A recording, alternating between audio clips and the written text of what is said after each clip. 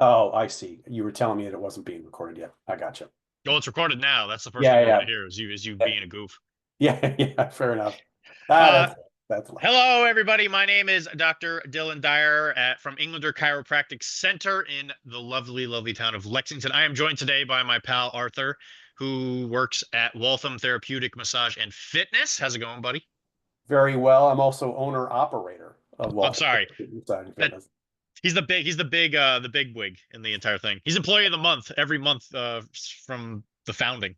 No doubt. And we're doing between 4 and 6 billion in revenue. We're doing real well, Dylan. Wow, that's pretty good. Wow, Fortune 500, just a single employee. Just in 2 years. Just in 2 years with Amazing. one guy. I Amazing. gotta say, man, that really adds to your credentials. Thank you. He specializes in personal training. Is a very big part of his business that has a lot to do with ergonomics, which has a lot to do with posture in a lot of ways. So he's a very, very strong expert in that field. Even in the time I've spent with him, he's illustrated a very clear understanding of that part of the human condition, I guess, if that's what you want to call it. So we are going to rely on a lot of his knowledge for this presentation because my goal for today, as you want to go, our goal for today is understanding what posture is and some easy exercises that you can do at home or even potentially with some supervision from either me or Art or whoever that can help you with any problems that might arise from what you suspect would be a bad posture, which posture is almost always related, but we'll get into that in just a sec. So, introductions aside, we should go over what posture is. We will do a very brief kind of skim over it because a lot of this, the meat of this presentation, I'm hoping is going to be mostly the exercises and going over anything that might help you understand how to do those exercises at home. But if you have any questions further, obviously the audience may ask. So, Arthur, go ahead. I put your thing up in front just so you can make sure everybody knows what you're talking about. Yeah, thank you. So, like it says there, I've got a long career in the software industry, which is to say I sat at a desk for like I guess 25 years from college up to about 2 years ago, and 22 in local software companies. So I know what it's like to be strapped to a desk, and I also know what it's like to be under stress because there's a psychosomatic relationship here, which guys like me who are massage therapists as well as personal trainers and guys like Dylan who are chiropractors can talk about for hours because, when a client of ours comes in after a 2 week vacation, sometimes their neck feels a lot better. So there's two pieces to it. There's the sitting at a desk part physically, and then there's the pressure. So I built a business around contending with that, and I call it Waltham Therapeutic Massage and Fitness for SEO purposes, more than anything else. Eventually, I'll come up with another catchier name for it. I'm a certified personal trainer in this thing called NASM, National Academy of Sports Medicine, and I also have like a what do you call it, cert called Corrective Exercise Specialist from those guys, which is like the scientific version of what they do. And I'm a massage therapist, and I combine the two things. I do hands-on work to solve problems, and I do load work and weight training and non-weight bearing load work to try to solve people's posture problems, neck problems, and then Dylan and I have developed a rapport because sometimes I want to be able to send him a lead or he can send me a lead, but more importantly, I want another set of eyes on some things that I run into. Um, and that's why, we're developing our business rapport. And we like hanging out and stuff like that too. So, that's about it. We're over in Waltham, obviously. And yeah, I guess we can move on from there, Dylan, if that makes sense. Good, makes perfect sense to me. So, Cool. what is posture? Posture is something that everybody knows the word of, but the definition of can elude quite a bit of people. But when you really boil it down, which is what we're going to do, we're going to literally remove the skin. It's very disgusting. There's bits and pieces of human that are going to go everywhere, but stay with me. So, Yeah. posture is, for our intents and purposes of understanding, posture is the natural position of the spine. Now, the spine has one job. Well, it has a lot of jobs when you look at it from a more like complicated viewpoint. But when we were created by whatever powers that be, however that happened, we developed a squishy. There's squishy parts of us, and then there are hard parts of us, and both of those things do different things. The squishy parts are used to help us with locomotion, which is movement or whatever, moving something through our stomach, and all the things that help keep the body alive in regards to what they would say like a physiological standpoint. So something that means our body needs it in order to survive because that's how the process works.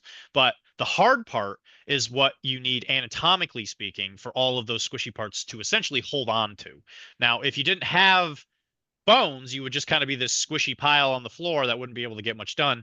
So it's quite clear that if you didn't have hard parts to you, you wouldn't be very successful. So it's really important to know that both the squishy and the hard parts are very, very important for our survival on this planet Earth. So the spine was specifically designed for us to be able to fight gravity. Now, when we were being developed at our very, very most basic level, the primary factor of survival was we would have to get up and be able to move around the earth. And the biggest thing that our body had to fight against, especially at the very beginning, would be gravity. So when animals started to develop or when we were made, our ability to move around in gravity was vital because if you didn't, you wouldn't be able to survive very long, or you're a plant, in which case you could probably survive off of, you know, like the sun and other things like that. So the most optimal for the nerves leaving the intervertebral foramina, the holes that the nerves come out of in the body, that essentially really boils down why the spine is shaped that the way it is. We'll see an x-ray of a spine in a second, but I'll kind of point it out. The reason that it's straight up is so that those holes, or I should say the reason that it's essentially roughly straightish, is those holes are where the nerves that go from the brain, they travel throughout the body. It's essentially like a highway system. And the exit ramps are those little holes. So the reason that we have posture is because that is the way that our spine was developed to allow the nerves to come out of those holes. Because as soon as those holes get to be a little squished, the nerves get interfered with, and those can manifest in a variety of different ways. If you've been to our office, one of the things that we are very, very interested in talking about is the effect that that has on the rest of the body. Because most of the time people come to us with pain and they're like, hey, I have low back pain. What can you do for me? Where a lot of times the low back pain isn't necessarily the problem, but it's a symptom of a much deeper problem. And when you really think about what most people are suffering from, in the case of like art working at a desk, the way we load our spine will cause those muscles in those areas to get super tight, but it's not necessarily the muscle's fault.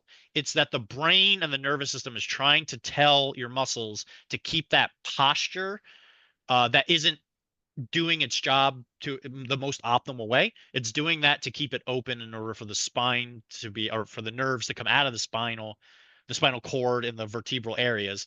Because as soon as you lose that, you're going to lose everything downstream. So if one of those nerves, if that nerve just gets cut off, your leg is just going to die because there's nothing that it can do. Because without nerve, nothing in the human body can survive. And that's why the nervous system is so important. And the body realizes that. That's why posture exists.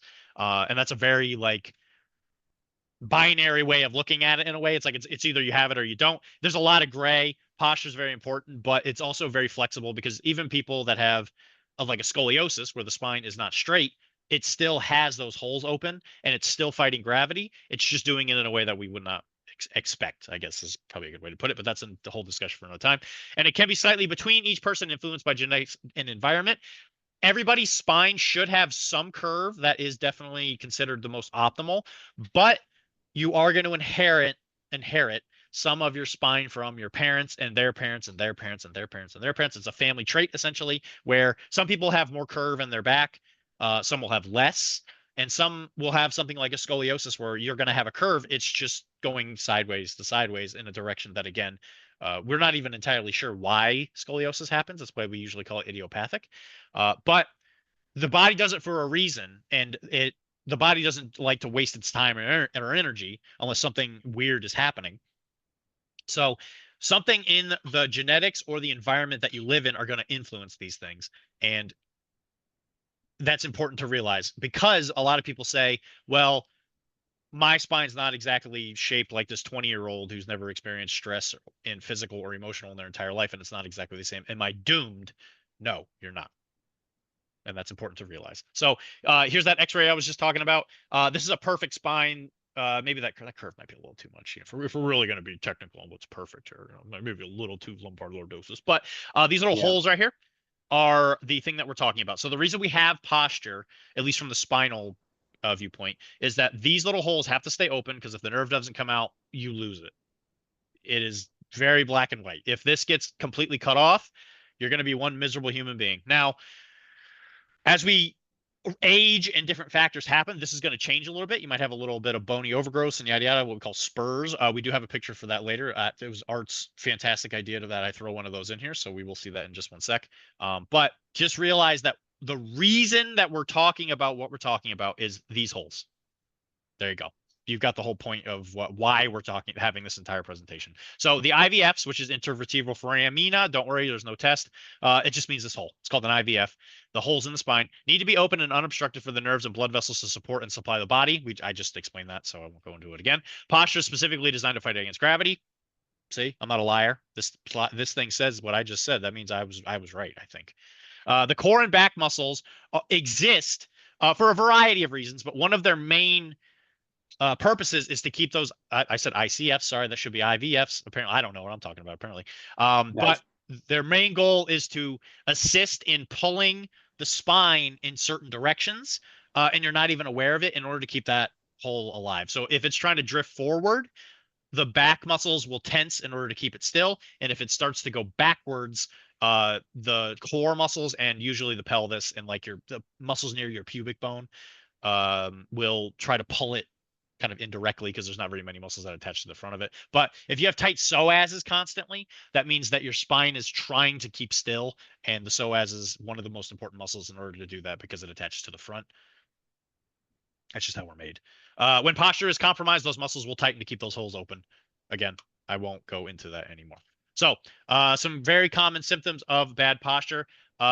Obviously, you're going to get neck and back pain. That's something that I'm sure everybody in here has at least experienced once in their life. Shoulder pain is also very, very common. Anytime you have an upper cross syndrome, which I'm sure we'll kind of touch on in a little bit later, I'm sure Art will. But anytime you have tight what you could say like shoulder blades. Everybody's always complaining about how they have a pain like right here in their neck or along the medial aspect of their scapula, which just means like kind of like the middle, like the very, very middle part of the back, especially on the shoulder blade. A lot of times it has nothing to do with the muscles in those areas. It's that the posture that your body's trying to keep is your arms are coming forward too much. So the muscles back there have to get tight in order to maintain a proper posture. Otherwise your arm pops off and that'd be no bueno. Muscle stiffness, decreased flexibility, increased risk of injury, digestive issues like heartburn. That has a lot to do with what we were just talking about with the nerves getting interfered with and that kind of flowing downstream. Again, that's a whole nother talk for another time. Stress incontinence, impaired breathing, reduced lung capacity, and even a negative impact on self-esteem and overall appearance due to slouching. I think Art was on a very important thing to at least think about in that there is a mental aspect to this that's very important, and it would be negligent on our part to not think about where nobody wants to not look good, right? Like nobody like wakes up consciously, even if you're like, yeah, I woke up and I don't want to do my hair because I'm tired or whatever. Yeah, whatever. You may not be at your best, but nobody actively wakes up thinking I better slap dirt on my face in order for me to look bad, right? So when you have something like slouching, which is generally considered like an undesirable trait, I guess might be a good way to put it. Nobody really wants to slouch. Nobody like wakes up and thinking like, man, I can't wait to go outside and slouch. And I bet everybody's gonna love that. I'm gonna get lots of compliments. Like, wow, you have a lovely slouch today. And I think that especially in the case of ladies, there's a very big stigma of what they call the old lady hump. It is definitely something that has come up in my office quite a bit.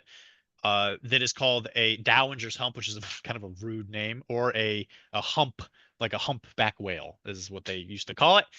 Very cruel names, but it does illustrate a point where if you do get something from an old lady hump type situation, there's a reason that it happens. It doesn't just grow for no reason. The way that the body attempts to compensate for a bad posture is it will grow and do things that seem undesirable because the brain doesn't really care about what you look like. It only really cares about if you're going to be able to survive or not.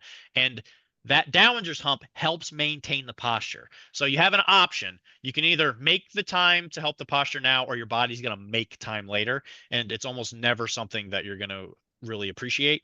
Nobody ever thinks like, man, I'm so glad I have arthritis, because arthritis is not a bad thing when you look at it from a viewpoint of your body trying to keep you alive. It's a very important thing. If you didn't have arthritis, your knee might just separate into two different things and you might lose your leg. There's a reason that it happens.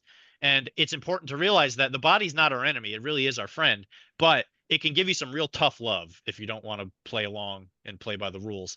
And hopefully helping with your posture and doing some of these exercises will help with a lot of that. Now, this was Art's brilliant idea. I'll kind of go over this real briefly.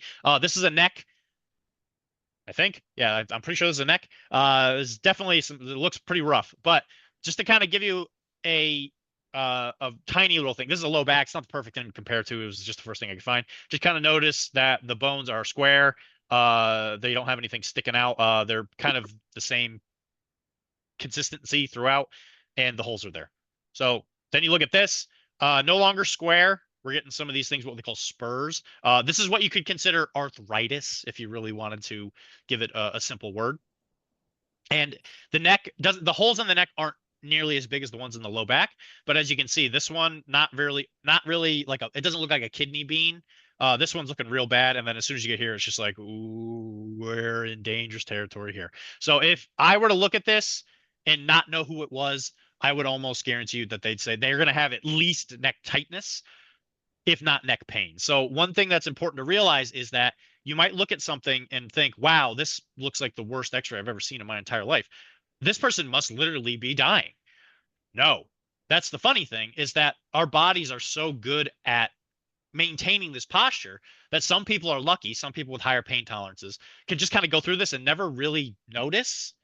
And the good thing is that if you work with the muscles that are trying to maintain that posture, you can have a neck that looks like this and potentially have no pain.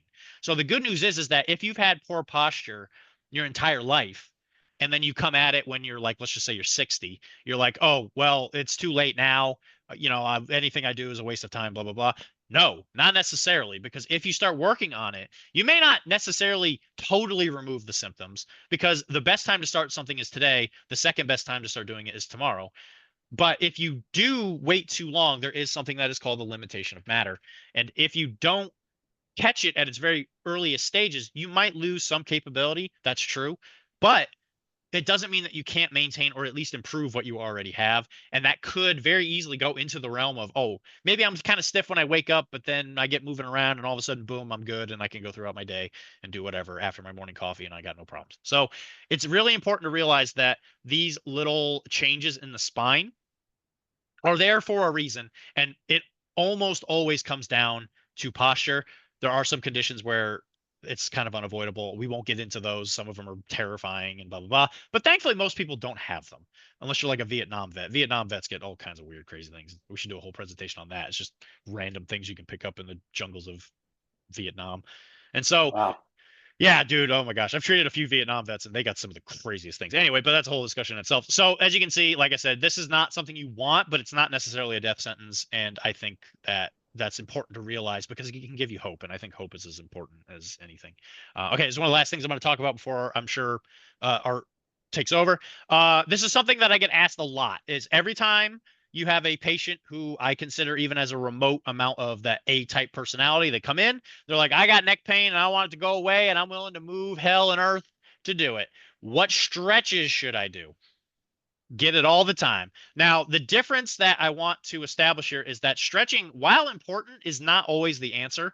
And there's definitely a very strong argument that goes on in what you could consider the medical community of, is it worth strengthening it or is it stretching it? And I think that fortunately, it's kind of both. It's a yes or yes type situation. I am more on the side of I think it's better to strengthen than it is to stretch if you kind of go into something not fully knowing all of the information. Because I find that when you exercise, it's naturally anti-inflammatory, which is just going to help with your pain anyway. So if you're like, Yeah. my low back hurts, and then I say, okay, you should go do arm exercises or whatever, something that doesn't bother your low back, that in itself will help you with the low back pain because it will just it's going to increase the amount of excitability is what we say in Chiro world, which essentially just means it kind of increases that threshold for your body to be able to tell you, hey, something's in pain. And so that is really, really cool because it means that even though if you have a knee injury and you're just like, gosh, my knee hurts, but I'm not allowed to do anything with it because it's recovering, it's in a cast, whatever, you can do stuff around all any other parts of the body, and that should help you make that better. So strengthening helps unactivated or weak muscles that help maintain stability in the body. That lack of stability is something that is very important for posture. So it's very important to realize that when it comes to strengthening the postural muscles, I find almost unequivocally it comes down to increasing the strength, not not stretching it necessarily, but there is an important component of that. So if you have symptoms that just never really fully go away, I find that it's because the muscles are getting tired from fighting the muscles on the other side. So if you have muscles back here that are tight and angry, it's because the muscles here are too tight, and these muscles will always beat the back. And that means you need to strengthen these and stretch these. But the There you go. strengthening part is harder to do by accident. You can almost stretch muscles by accident because you can be like, oh, I'm tight. And then you kind of do this thing because it's just like a natural feeling. That's Yeah. strengthen, or I'm sorry, that's stretching it, but you're not strengthening it, which requires concentrated effort, is I guess a good way to put it. And so stretching reduces the strain of muscles that are too tight and helps prevent injury when you're loading joints. A lot of times I find that stretching is very, very important for when you're doing something that requires a lot of effort. Let's just say lifting weights and stuff like that. It's a good idea to stretch muscles that are too tight before you do big exercises like that, because a muscle that is too tight can be potentially dangerous in regards to causing an injury.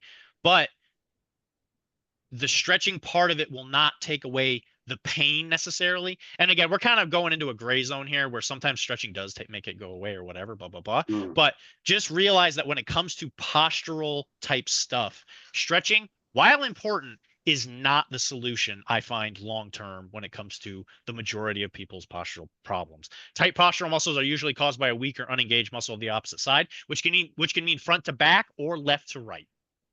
You'll notice that a lot. Um, a very good example that a lot of people are probably familiar with, tight hamstrings. Everybody's got tight hamstrings, and anybody who's got tight hamstrings probably got low back pain. And that's because the tight hammies are the back muscle. Go with me on this journey. It's a back muscle because it's on the back of your leg. And the front muscles, which is usually core, or you could even say your hip flexors or adductors, which I've talked about with some people in the office. The hammies are super tight because the muscles in the front are either sleeping on the job or they're not strong enough to fight against the over tightness of the hamstrings. Now, we're probably going to go over exercises that help with that real specific one. I'm pretty sure I saw one in there that helps with that. So we can kind of expand on that if anybody has a question about it. But keep all this in mind when we're talking about the exercises. If you know the why about why you do a certain exercise, it is considerably easier to do it and to get it to be effective. Because if you do an exercise and you're like, I don't really know what this is doing, you kind of feel stupid, or some people do, and you're just like, I'm not going to do this because I don't understand why this is happening. This right here is why, and I just want to make sure that everybody is at least somewhat aware of that. So I've talked enough. Art, please go ahead. I thought this was an absolute brilliant thing, and teach them. Cool. Yeah, yeah. Cool. Very cool. Thank you. So when people come to somebody like me, my job is to do a couple basic things, make a fairly brief assessment of their structure, not diagnose stuff, but just assess the musculature and the nature of the posture. And then from there, determine what muscles are, and I always write this down because I always say it backwards. Like Dylan was saying, either shortened and overactive, meaning tight, or lengthened and underactive, meaning weak. And when you see the relationships between those musculatures, you're going to start to see issues in, for example, the standing posture. So these are 5 checkpoints, and NASM calls them out. It's just a standard standing test, and Dylan does it, and I do it. You just stand in front of me and show me how you look. And there's 5 checkpoints, and they are the feet, the knee, the hips, which is I always coach this as the most important part of the posture. The shoulders and thoracic spine, or just the shoulders, and then the head, or head and neck. So those are your 5. And I just have people go from the bottom up and show me, I'll tell them the 5 checkpoints. They'll stand in front of me. Initially, I'll have them just stand in front of me without mentioning this. And then I'll take them through from the bottom up what we want to ultimately get to test it. So depending on, tightness or weakness, anywhere in the structure, you're going to have a scenario where can you, I don't know if you can see my pointer. Can you see my pointer? Is I that don't think they can see yours, but they can okay? see Okay, mine. so I'll call it out. So if you look in the middle, checkpoint three of the middle guy, the posterior view, you have hips and they're nice and level, right? If I'm looking at people, usually one side will be higher than the other. The same thing can be said about the shoulders. And if you're taking a lateral view, very typical and what we see these days is a forward head posture, FHP. And there are going to be tight muscles and weak muscles that we got to deal with across this posture view that we're looking at here. So that's my goal, to get people aware of what the baseline should be. Now, part of that baseline, in this case, let's look at the lateral head. The guy's head is it's a nice posture, right? His head is over his hips. So I get people comfortable with the notion of getting their head over their hips in the context of this conversation. That's one of the main takeaways that I want people to have. And the other big takeaway is control over the hips. So the hips are super important. And what do we want to achieve the posture we're looking at here? We want to engage the butt and we want to engage the core. And that basically creates neutral hips, flat hips, not hips that are where the butt's sticking out, or hips where the back is kind of too far back and the upper leg and then the hips are pushed forward. We want neutral hips. You get to neutral hips and the cascading effect goes up and down. There's always a chicken or egg thing that people like, Dylan or myself are going to do in our own little worlds where, you know, the hip could be a problem because of something somewhere else in the body, but it's easiest to just coach it where the hip is the starting point from my vantage point. People get awareness of the strength of the core and the glute to flatten the hip, and suddenly, anatomically, their head and their shoulders have somewhere to go over the structure. Okay, so that's how I start to coach people on good posture with these 5 checkpoints, and you can see it here with my client on my right. Yeah, on the right. You can see that the shoulders are nice and squared off. You can see her head, even though it's a front view, you can get the sense that her head is pretty well over her hips, and you can see her hips are flat. And I'm just throwing wrinkles at her with this exercise. This is not like a standard thing that I this isn't the first thing I'd go to in terms of an exercise to explain posture, but it's a good view. And what's going on there is strong hips and good shoulders. And she's executing, in this case, a bicep curl with a weighted bar. And her biceps are very isolated because her core and her glute are protecting her lower back. And I'm going to pause there. Does that make sense, Dylan? That makes perfect sense to me. Because even if you think about standing on a Bosu ball and you're not standing up straight, you're going to fall off, Yeah, which yeah, is how you isolate it. right. And this is a more advanced session, right? We're getting to the point now we've started to, make things a little harder with the balance, right? Yep. Because she's getting it now. You know what I mean? Yep. Yep. So Yep. so so and that's just a quick example. I wanted to show that because it's a nice looking posture review in my opinion. So I would say that's a good spot. Now going back to the neck posture problem, um, this is interesting to me. This picture comes from NASM. And look what they're telling people about a typical neck posture issue. Texting, tech neck or text neck, right? Now you can have that when you're sitting at a computer and you can have that when you're texting. And it's actually two very different states, but it starts to lead to the same problem, the forward head lean or the head down view, right? And if you look, the left person is supposedly doing it wrong, looking at their phone wrong. But the middle person is doing a nicer job of protecting their neck. But I don't know if any of you have ever tried to do that. It's exceedingly difficult. It's exhausting. It's exhausting. You can't Yeah. text for long like that. It's very tiring on the arms and it's very tiring even if you're doing it right because your core and glute have to be highly engaged to keep the hips flat to support this. So I mean, this looks like the type of thing I actually teach people to do with some sort of weight in their hand.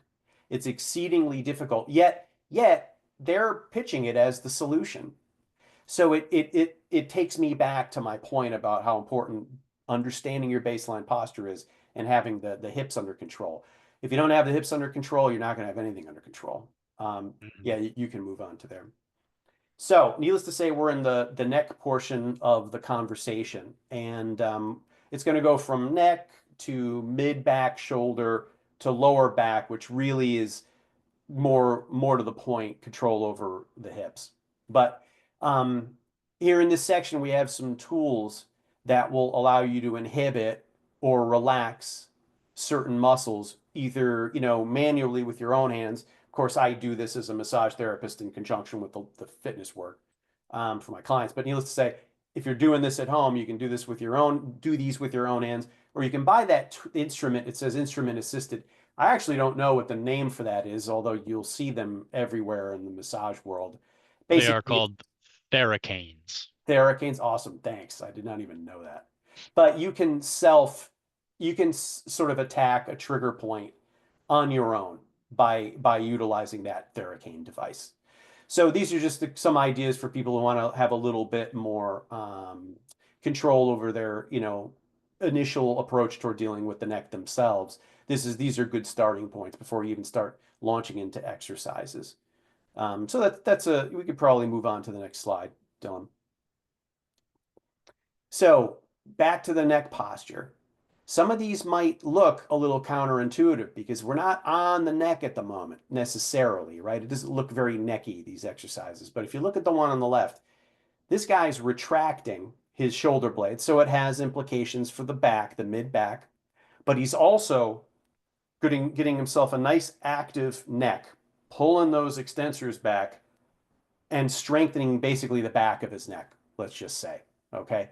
And that little bit of work right there, if it's done, within a routine, once a week or twice a week, is going to have significant impact on your ability to maintain that posture. Remember, those back neck muscles are tired. They're tired and they're lengthened. They're overworked when you're staring at a computer all day long. And then if you want to get Superman's, there you go. Yeah, that's right. Actually, have one of my clients is on here. Maybe she can comment later on about one or two exercises that we were doing. Yeah, perfect. Yeah, I actually have pictures of her doing it later. But anyway, the next one is a single arm dumbbell cobra. That's the finishing point. So look at what's happening with this guy. His feet are on the deck, and his head and feet, look at them. They're aligned. They're in a line, right? It's a diagonal line, but they're in a line. Now, I guarantee you, this guy's firing his core and his glute in order to maintain flat hips because the flat hips are protecting the lower back and the rest of the structure while he's executing that thing with his arm, that single arm cobra, and he's rotating his right arm. That is also dealing with the very top of the trap and helping again to contribute to more strength to hold up the head, which is very heavy. The head is heavy, right? We talked about that in our last presentation about tech neck, where we showed what happens with 1 degree forward with the head. It adds like 12 to 15 pounds each degree. So this is the kind of work where we're really going to focus on strengthening that upper back right to the edge of the neck and the upper trap to get you the kind of strength to get that head in a much healthier place. And this has downstream impacts to relieve pain too. So I'll pause there, Dylan. I think something both of these are fantastic. Definitely, I always usually recommend people with neck pain if they're looking for an actual strengthening thing. Superman's are great. This is the one I would definitely recommend. This one probably want a little more supervision, or if you have a mirror, because if you don't have the ability to see if this is straight, this one might feel a little awkward. But Yeah. the exercise I absolutely love offering for neck stuff is called the farmer's carry, which is where you just carry a single weight in one side. And I think it's very important to realize that you want to challenge the left and right component of it as well because the neck is so mobile, which is why I think this Cobra is pretty helpful. And that's also the reason why he's not using both at the same time. So if you're Right, looking, right. this is definitely the beginning point, which I think is why it was in this like layout. This is the one you want to do if you're just general ended, like, okay, let me just kind of get through my day. Let me do the bare minimum in order for me to just be able to go to school or whatever, or get through work. And I might be a little tight, but this is what you would do if you're like, okay, yeah, we're going to take this to the next level and we're going to like conquer this pain. So this would be the one I'd say do at home. This one At least get supervision for the first few times you do it, whether it's even just some random person at the gym or if it's a family member. But this one's very, very effective, especially when you take into the fact that they're taking the left and right component of it. So you're taking the full 360. So Yeah, that's I good tried job. to blend this a little bit with, personal training, light slash stuff you can do at home. Just Yeah, yeah, there's yeah, going to be people that are a little bit more advanced who can take advantage of some of this stuff. for And sure. here you go with this same thing, real easy. The guy on the right is doing sort of doing the opposite of what the guy on the left in the previous was. He's just using the floor to develop some nice posture, and Hmm. he's retracting his head, and that is pushing up against the ground, and that is basically allowing him to flex the back of his neck muscles. Let's just say it like that. Yep. And then the quadruped chin tucks with stability ball, that's the finished position. And she's basically going to dip her head down in this. This is a little more dynamic. She's going to dip her head down. The ball's going to go with her. And then she's going to pick the head back up and roll it over the forehead and then return back to the center. The main motion being the downward back to level motion that you're seeing there. So if somebody's having issues where they constantly have like headaches that feel like they're coming from the back of the head, especially like right down there by the bottom of the skull.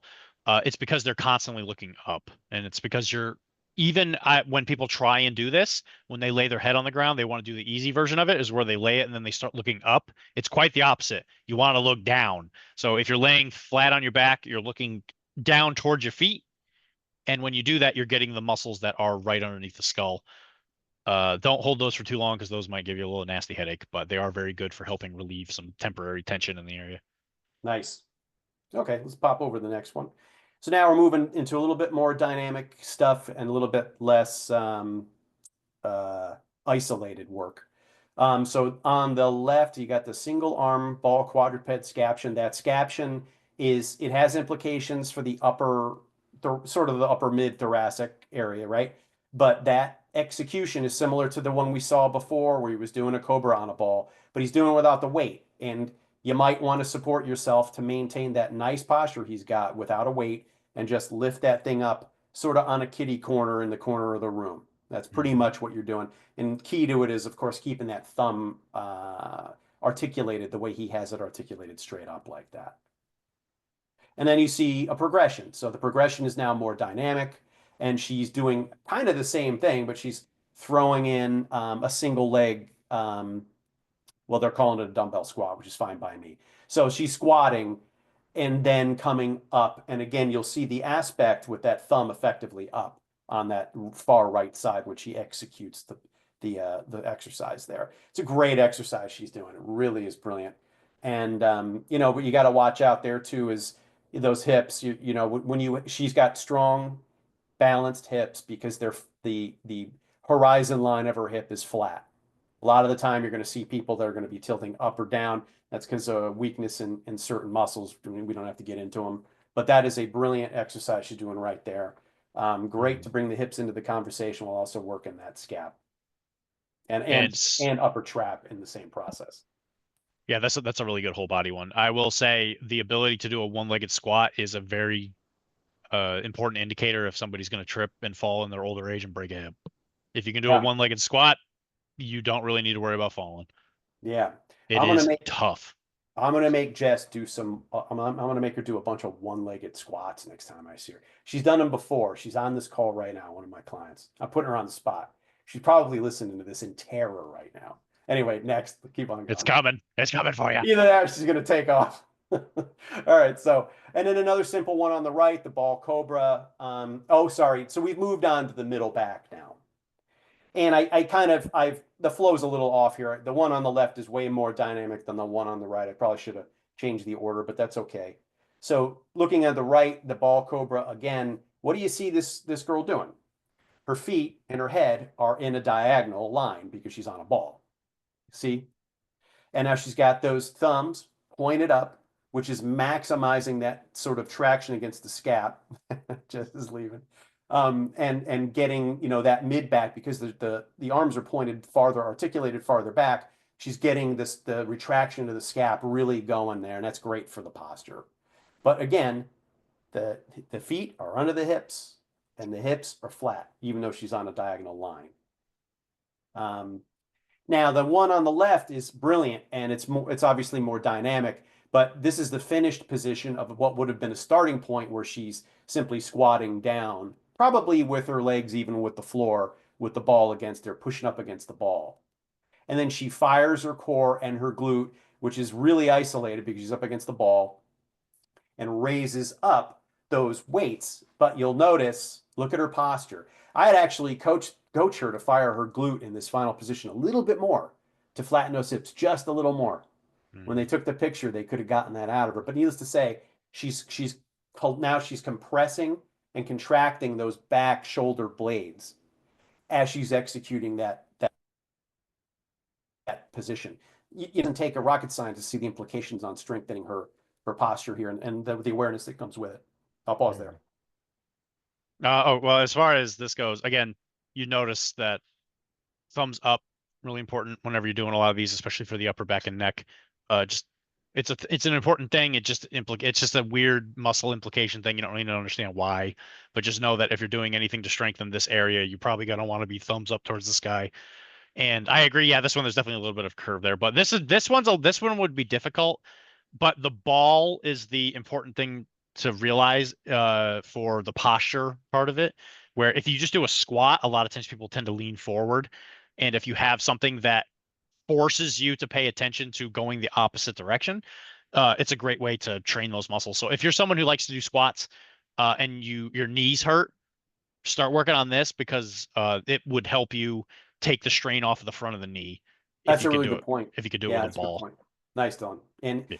yeah, and I love the overall aspect of this. And again, if you've got a strong, this is strengthening the lower core, Hmm. and the glute is active in this process. You are going to become aware of the importance of your hips, and you're going to feel like, wow, my posture is rock solid after doing these kind of workouts. So Yeah. it'll start to enter your mind, which is important. There's an awareness thing to this, you know. Hmm. So and these are a little less dynamic than the one on the left. These are more isolating. And they kind of speak for themselves. This one on the left is yeah, I don't remember, a ball combo with a little weight and then a dowel rod, which is really nice. I was having my client do some of this today, um, which she enjoyed thoroughly, I'm sure. Well, The let's see what one go oh, ahead, Tom. the one thing I will say is if anybody's worried about doing these from home, if you can just get the ball, for a lot of people, you don't even need the weights. So if you're looking at this and you're like, this is way too complicated for me, the one thing that you will continuously notice is person leaning against ball doing something with their arms is really the one key factor. And again, even with weights, which way are the thumbs going?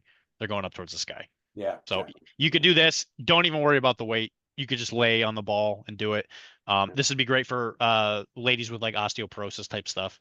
This Yeah. would be really, really good for that because it's not very dangerous, especially if you have something that can hold your feet still. Where this guy is pushing against the weights. You don't need to use weights. You could use anything with a little A bit of weight to wall. it. A Yeah, a wall. wall's perfect. Yeah, Yeah. Yeah. like a really heavy chair or something. All that stuff's really helpful. And then this is actually what I had Jess doing today: single arm incline scaption and I love prone these. shoulder external rotations. Hmm. However, if you go to the next slide, I had her working on my back hyperextension device, or whatever you want to call that thing, a piece of furniture. And so, the fundamental exercise on that thing that she's leaning up against is to just fall forward and hyperextend your back and work all the little muscles in the back. That's kind of the fundamental aspect of the routine. And I'm switching from the ball onto that, which it's just you guys can do that on a ball, these similar exercises. She's using on the right, she's using a lot of weight there. I got her doing rows. Okay. And that's a lot of weight. That's I want to say I think that's a 34-pound bar. So she's working hard there. But we've been working together a long time. She's pretty strong. That's And impressive. yeah, yeah. And you can see again, you can't see, but she she was taking breaks. This was hard. Her lower back, is working hard, even though the glute is very strong. And she realized she needed to go think more in terms of the glute to protect the lower back. What she's doing is, not easy, but this can be done easily without weight or on the ball. You know what I mean? It's I'm just showing you a progression to see what it would look like at the studio. And then on the left one, her her the thumb could be pointed. It could be articulated a little bit more toward that back corner of the room. But she was rocking these out today. Jess, you should just say hi real quick. Can Jess say hi real quick? Dylan, is She that wants to. possible? She Sure. may not. She may not want to. We'll That's find fine. out. Let's see what she does. Oh, Howdy. Hey, hi, Jess. Jess. How's it going, guys? Jess, how you feeling from your workout today? I feel okay right now. We'll see how I feel tomorrow morning crawling out of bed. Wow. Oh man, everybody's gonna think that I really beat you up, but I kind of did. I kind of did. That's You good. you definitely did. You had me doing like 60 of those at a time. Yeah, it was serious. Dylan, she's getting strong. She's getting And real strong. from a actual testimonial viewpoint, the exercises that we are talking about, you've probably done a good chunk of them. Have you noticed it helping you with your pain and discomfort throughout the day?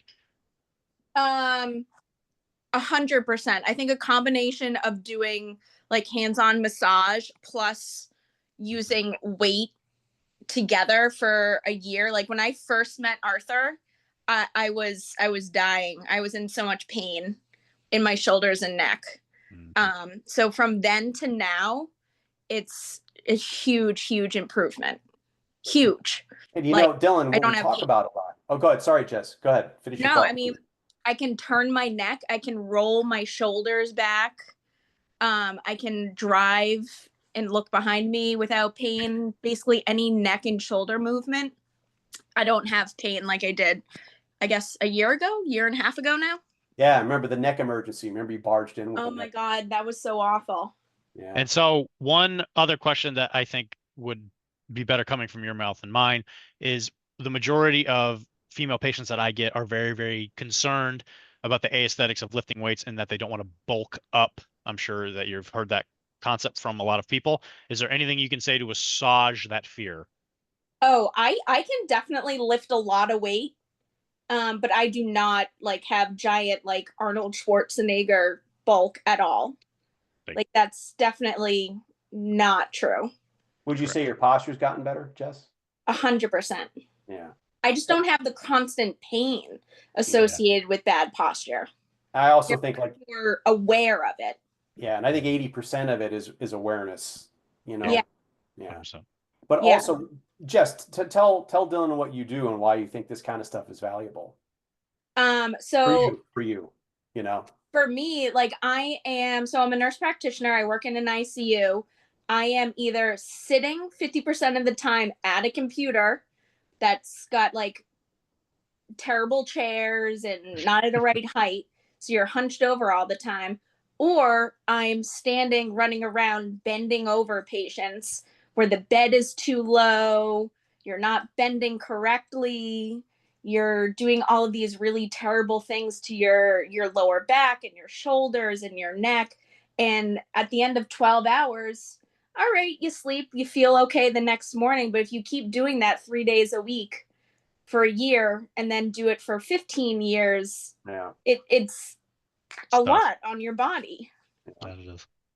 And so I will say, thank you very much for the testimonial of it. As a CNA, for very many years, right out of high school, I will say thank you for being one of the workhorses and heroes of the medical system. Thank you. Yeah, it's a lot of physical labor. Yeah. Yeah, and I mean, I think people don't realize that. Yeah, I know. I know it because of the story she's told me. But thank you very much. Yeah, thanks, Jess.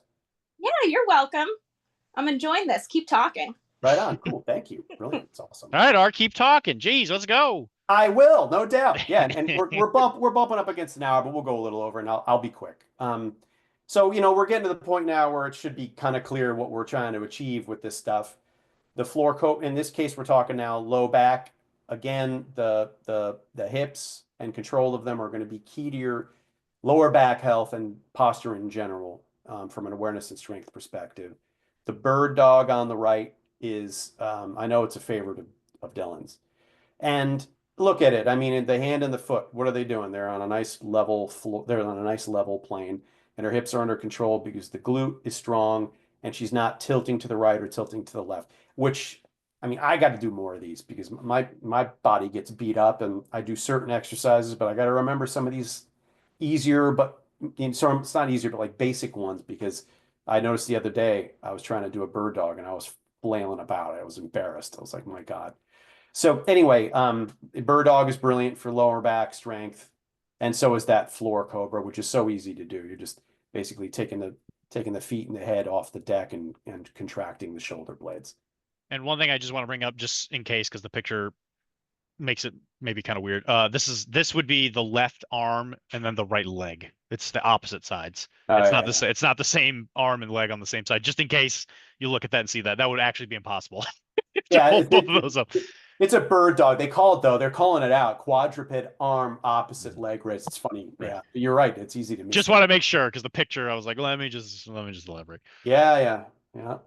And then moving into, and then another nice basic here, you have a ball bridge. And think about it. We've been talking about the relationship. Look at the relationship between the knees and the head.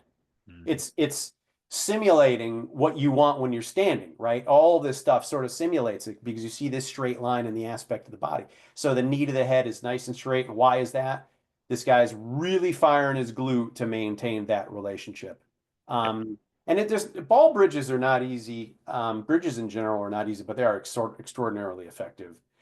And then the step up with cable press finish, you're not doing this at home, you're doing it at a place like mine. But it's what I like about it is she's this is the finish position. She stepped up onto there from having both feet on the deck and brought that cable with her. And it required a strong, strong firing of the core, but it's also making the lower back work hard by flattening the hips. And because of the nature of the cable press, it also brings the lower back into the conversation. But again, look at the nature of the relationship between the feet and the head, and that'll tell you everything you need to hear. And again, some of these exercises, the value is up and down the chain, but it's more geared the way we broke it out between neck, shoulder, and lower back. And one quick rule that I always have with people is if you took all of the 2-minute sessions you had throughout the day and did something productive, it's amazing what they would all add up to. What is a 2-second or a 2-minute thing is how many times in your day have you been in a situation where you're like, I have 2 minutes that I don't have anything I'm supposed to do. I'm about to go out to the car, but I'm waiting for my husband to put his shoes on or whatever little stupid thing it is. It's not enough time to start reading a book, but it's not enough. It's too short. I'm sorry. It's too short for you to be able to do something like read a book, but it's not long enough for you to be able to, do any, or it's not so short that you can like, I don't know, do anything that you have to do quick. If you have those 2-minute sessions, the two exercises I would always recommend, glute bridge, you can do it on the floor, and the plank. If you have a schedule that is so full of things to do, those are the two that I would recommend you do to help with your posture at the very, very beginning, or to help maintain it because it'll help fire them off. And yeah, I love glute bridge. Yeah, yeah, and any personal trainer like myself is going to have you on the deck doing planks if there's any indication that that core is weak, which usually it is when people come to a personal trainer. It's usually the first thing we got to work on. Yeah. And then balance, of course, is the other thing. So needless to say, and I threw this up as tools for home just to reiterate the importance of having a stability ball. I think that's a great tool to have. And then I decided I didn't want to make like a big spread about this because I wanted to address the posture question. But those tubes, the orange, green, blue, they also come in red. You know how it is, color codes the resistance level. What my client on the right is doing is a cross body reach, I think it's called, with tube. Those things are called tubes, and they're just stretchy round tubes with handles. That's all they are, and they're brilliant. You can probably do 64 different variations of exercises with the tube, and I always matriculate those in with my clients. And one of the first things I tell them to do for homework is to pick one up. They're awesome. And in this case, she's got her left foot planted on the tube, but she's rotating right. And what is she doing? She's firing the glute to flatten the hips and then extending up over her head, flattening the shoulder blades. Yep. So it's a really nice, tool for, and it's a great exercise in this case for just reiterating and finding another way to attack that posture question. And there's also an element of crossing over. So she's twisting and getting a little twist in the abdomen at the same time. So it's a great exercise. Needless to say, I'm not trying to get into all the different things you can do, but it's a nice tool to have at home. you know, and come and see me sometime, and we'll matriculate that along with everything else into how I get people a lot healthier, you know, from a fitness perspective and a posture perspective. And I don't just matriculate with anybody. I only do it with art. Yeah, I don't know why I throw that word around today, but Dylan, hey, we're going to do some matriculating. We're gonna matriculate later. It's gonna be great. And One other some things that I have had asked of me similar to this. You can also use bands. I know that at least at our office, some people walk away with some of those bands. They're very, very similar in concept. The only difference is you just don't have the handle. Some people appreciate the handle when they're trying to do more complicated exercises. Ultimately, I don't think it matters all that much as long as you can do the movement.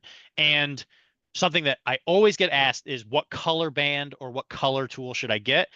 Unfortunately, there's a lot of different companies that make these tools, and none of the colors correlate with each other. So it's whatever company you get them, you just kind of have to, hopefully they have a guide on which bands are for which level.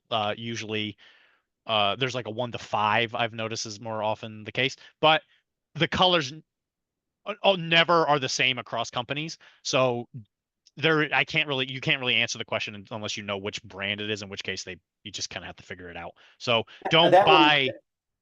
go ahead. Sorry, Dylan. That one's, I think that brand is the one I use is called, I think it's SPRI. Don't know what that stands for. I'll write that. I'll put that in there just so we won't Yeah, look. SPRI. I mean, I've had good luck with them. And thankfully it's hard to mess up a tube, right? You know, it's just a tube of elastic, stretchy material, right? It's like and it's one of those things where I'm sure there are certain brands that are better than others, but when it just comes to home health stuff, my general rule of thumb is always get the one that's not the cheapest and not the most expensive, and then you're probably fine. I meant to throw bands on that table right there, but no big deal. Same basic concept. I'm sure anybody here has probably at least seen a band because Yeah, they're pretty basic. sure. But yeah, something I thought Cool. about. There you go. So there you go, Dylan. So that was a very extensive view of those. If you need any help doing those and you come to me, I can give you an example of it in motion if you need it to be. I don't think we have a ball big enough, but you can also do it on something like a Bosu ball or something like that.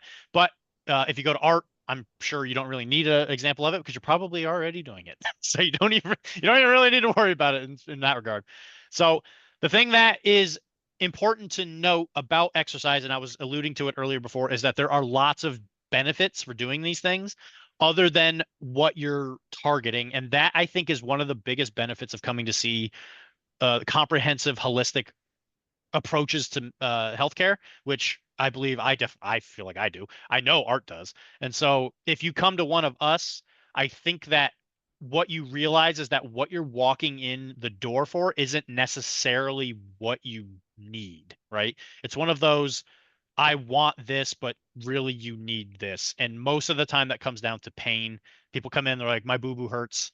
And they leave and they're like, wow, I had no idea that I had intersegmental mobility issues that cause my T3 to not move properly with the, and blah, blah, blah, blah, blah. And so I think that when you go in for exercise, you have to look at it the same way, where most of the time people don't go into exercise willingly. They're going into it because their doctor's telling them it's like, hey, you need to lose weight. If you don't do this, you're going to die, right? Which is kind of not a great mindset to go into it with. But if you realize that if you go into exercise not to look better or to make the pain go away, but you look at it from a different viewpoint of like, wow, I'm getting way more bang for my buck in this than I originally thought I was going to get. And Jess was a perfect example of that, right? She came in, she was like, my neck hurts, and she did some exercises. And over the course of a year, she didn't say it out loud, but I guarantee you she's probably been sleeping better. She's probably been thinking better. She's probably been, living a better life just in general. Can Working I better. Yeah, exactly. So Yeah. even if you're like, man, I, am so distracted at work because my neck hurts or whatever, once you remove that pain, a lot of things, your quality of life tends to increase massively. And so one of my favorite quotes of all time was by Hippocrates or Hippocrates, if you like Excellent Adventures. That's an excellent reference if anybody knows that one. Keanu Reeves at his finest. If you are in a bad mood, go for a walk. If you are still in a bad mood, go for another walk. And that's because exercise produces something called endorphins. I'm sure people have heard endorphins. Endorphins is the thing that floats. It's one of the things that floats around in our brain and makes our brain feel real good and makes us real happy and puts a little smile on our face. Exertional, it has to be exertional. That's one of the most important parts of this. Creates endorphins, which creates a good feeling and raises our mood. Does not need to be from the gym. It can be anything that increases the heart rate. The endorphins do require a elevated heart rate, so that it's why whenever you talk to somebody and you're like, wow, you really need to go exercise, a lot of times people will say, oh, my job has me moving all the time, where I walk across my building, and I've been working there for 30 years and I've gained a bunch of weight or whatever. That is not exertional movement, because now if you've been doing the same activity for 30 years, your body is so efficient at doing it that it's no longer exertional. And so it's important to realize that if you want your body, your soul, your mind, your spiritual existence to grow on any noticeable capacity, you must be uncomfortable. And that is what an elevated heart rate indicates, where your body's like, oh, wow, I can't be at perfect homeostasis because something will go wrong. I won't be able to get blood to the brain or whatever. And a elevated heart rate is the perfect way to do that. So if you get really uncomfortable from a mental stress, what's the first thing that usually people tend to notice? Their heart beats really, really fast because you're not comfortable, because somebody gave you bad news, or you notice a tiger and you want to run away or whatever, blah, blah. So repetitive movements of big muscles produces the most endorphins. That's why lifting weights tends to be the biggest inducer of endorphins. And that's why we recommend lifting and doing exercise for people who have depression. Obviously, depression is a very complicated issue, and it's not just going to go away as soon as you exercise. It's not quite that simple. But if you're in a, like, I'll come home in bad moods every once in a while, and I will say that when I go exercise quickly, it helps prevent friendly fire around the house, and everybody survives to make it to the next day. So it's important to realize that exercise is good for a variety of reasons. Mood is one, and I think even going right back to the beginning of this presentation, we talked about where there is a like mental, psychosomatic approach to this, where if you feel good, you're gonna be better. A happy person usually looks better, and you can usually see that, which is the way people walking around. So muscles that are not exercised enough will become unengaged or flaccid. We did talk about that a little bit, where it may not necessarily be a problem of your muscle not being strong. A lot of people will come in and be like, hey, I'm 30, my back hurts, I'm weak. Probably not. Even the people in their 30s, when they move the least, they're not necessarily weak. It's just that their muscles kind of just don't know what they're doing, and they just need a little bit of a push in the right direction in regards to just activating when they're supposed to. And that is what a lot of posture is. So if you are sitting a lot, your posture muscles get weak and they kind of forget what their job is, because if you're sitting 90% of your day because you go to work for 8 hours and then you drive home, which is essentially just sitting while you move around in the earth, to go home to sit at to sit at your desk to play on your computer, to then eat dinner while you're sitting at a table, all of a sudden you realize, oh, I've been sitting for literally almost my entire existence throughout the day. Obviously my posture muscles might be suffering, and that's a good thing to remember. So what are some other things that can tend to help? Chiropractic, obviously I'm a little biased in that regard. Getting chiropractic adjustments helps with the flaccid muscles, because the joints that get stuck from either too tight or not strong enough muscles will cause joints to get stuck, which will reduce your range of motion, which kind of allows the other muscles in that area to also not move as much as they're supposed to, which can create this like cascading effect of what, if your neck gets stuck, usually your mid back is following along right behind it. And if your neck starts to hurt, the low back probably ain't too far behind. And that's just because the body requires movement in order for it to produce things that make you happy, kind of like we were speaking with endorphins and all that, and also to keep those nerve holes open. So if you can stand up straight, your organs are going to work better. If your organs work better, you're going to sleep better, and yada, yada, yada. It's one big thing. It's obviously connected. And it's just important to realize that. And chiropractic, when applied appropriately, is very, very good at holistically attacking all of those different components. Even though it just seems like we just push on you, you get a little pop, or we give you a little click with the clacker, it is amazing what just that simple little thing will do. And if people have postural pain and they just don't have time to take care of it, or they just can't get motivated enough to fix it on a more long-standing or a long-term thing, moms, I notice, are usually the ones. Moms are exhausted because you got to take care of kids. Sometimes you don't have time to go to the gym. that's dynamite. I'm here to help you as much as possible. I'll tell you what you should do. If you don't do it because you're too busy and you got stuff you got to do and all that, I will not judge you in the slightest. I'm be like, ma'am, let me help you make it to the next day until maybe one day you're an empty nester and you can do whatever you want all the time. And then at that point, we can start talking about the more advanced stuff. So it's as much of a permanent fix as it is a patch to help you just get through to the next day. Because sometimes that's all people need.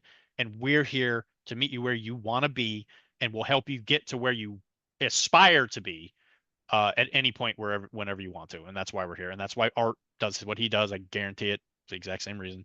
And we're just lucky that we get to do it. At least I feel that way. Sure. And so the other thing I always recommend is magnesium. Magnesium is the body's natural muscle relaxer. It is very, very deficient in Americans. About 80% of Americans do not get enough of it. It is the body's natural muscle relaxer. I have been asked what kind to get. Glycinate or citrate are the two that the human body can absorb.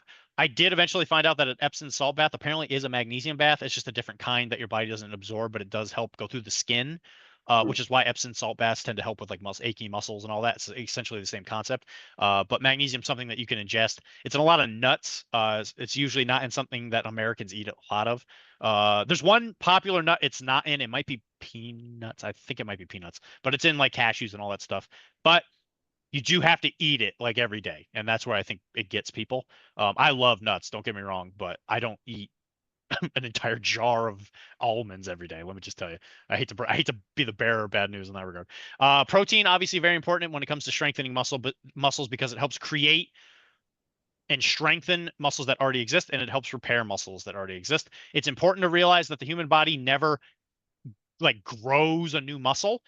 You have a finite amount of it, and your body will modify what you have based on the demand placed upon it, which is a very important law and a very core tenet of healthcare, at least as far as I'm concerned. So your bicep might not be super strong, but when you do make it stronger by lifting, it's the same bicep. It's just that your body has made it more efficient and grown what's already there. You can never grow a bicep. Let me just put it that way. So it's important for protein to be ingested in order for you to maintain what you already have. Because if not, your body will tone down on it because it's not being used, blah, blah, blah. And of course, something else that Art does, and we do a little bit at our office, we would do more of it, I think, if we just had more time. Massage. It is a excellent way to stretch out some of the muscles that you might be having trouble stretching out yourself. It is not a weakness for you to ask for help, especially when it comes to areas that have been locked up for years and years.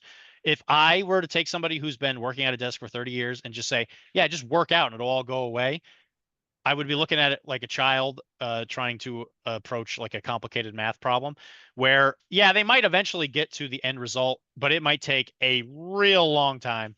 And something like a massage or a chiropractic adjustment really accelerates the process because it helps your body get the movement that it needs to do these things efficiently back.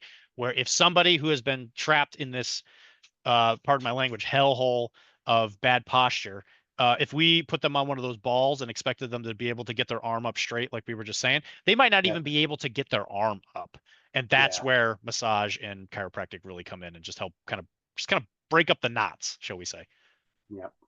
And I'm sure Art's seen that a ton. Yeah. And so we have reached the end of this presentation. Of course, we really, really appreciate that you are here. If you have a question, please just hang out. I'll end the recording as soon as we're done with this. Here's our contact info if you want to get in touch with us to make an appointment or get an evaluation or just, I don't know, say hi. I don't know. I like to say hi. I like talking to people. And so the Englander Chiropractic Center is located in Lexington, very, very close to the highway. And Waltham Therapeutic Massage and Fitness is located in Waltham, go figure, in the downtown area, like probably the best way to put it. Yeah, over by the Common. So it's intersection of Yeah, Moody and Main Street, right there by the. I'm above the coffee shop with the big windows.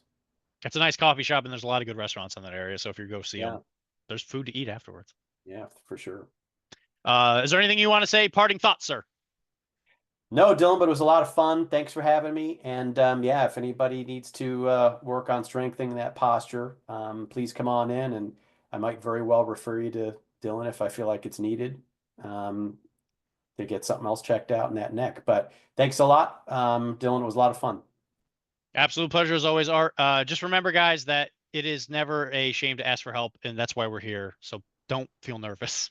we love helping people, and that's why we're here. So thank you very much for joining us. Anybody listening to the presentation, hope you have a nice night, and I'm sure we'll talk later. Bye. Thanks, Jess. Thanks so much. Bye, guys.